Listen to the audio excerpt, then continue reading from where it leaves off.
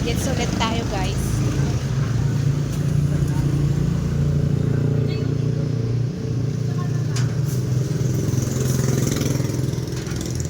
Ay, kumbaga yung update lang yun doon. Kumbaga Windows na lang po. Tingnan mo mabuti.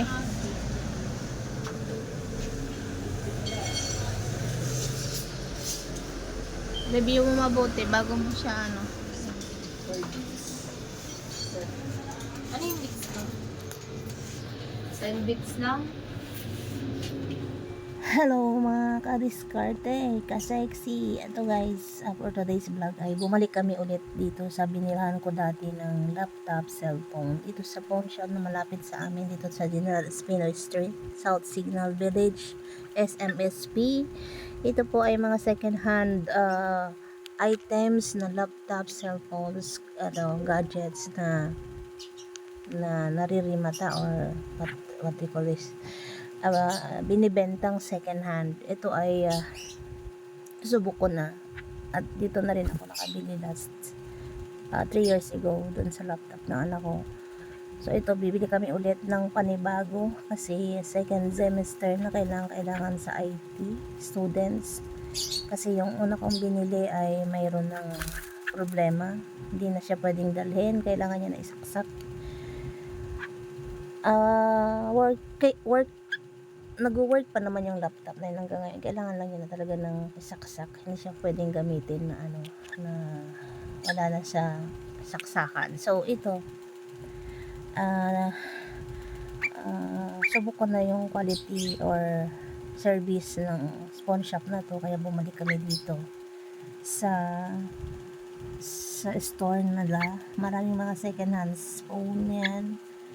Maraming bumibili din dito guys. Laging ubos ang kanilang display. Lagi po ako nadadaan dito kasi malapit lang to sa amin, along kanto lang kami. So kung gusto nyo ring tingnan ng mga products nila or binibenta nila dito guys, kung taga South Signal kayo, ay bisitahin ang kanilang store. Subok na at matibay ang kanilang mga paninda. Hindi naman yan tatanggap ng may sira, at may technician yan sila na tumitingin bago nila yan i-display. So ito na guys, nagbayad ng aking Unica.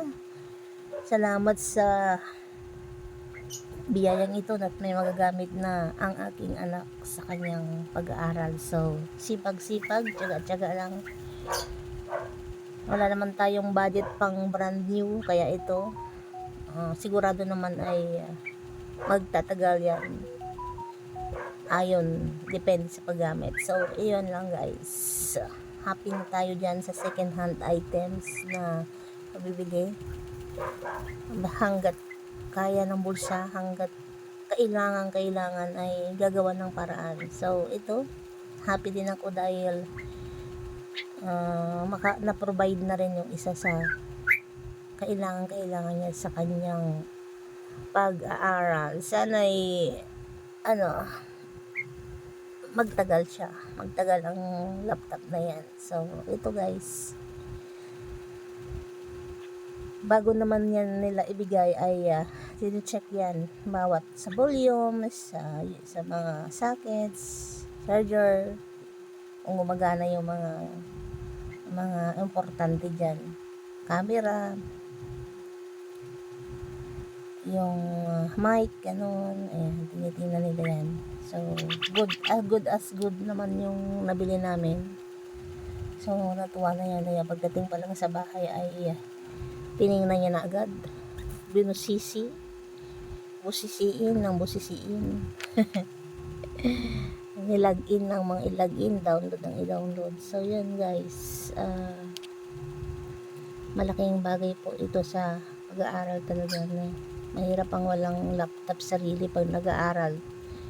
Mahirap yung kasi sa college ay more on reporting talaga yan sila, more on works. Kasi IT nga, kailangan talaga may sarili kang gamit. Kawawa kapag wala. Kung hiram-hiram ka lang, silip-silip sa sa mayroon. So mas maganda talaga yung sarili mong gamit. So yun lang guys,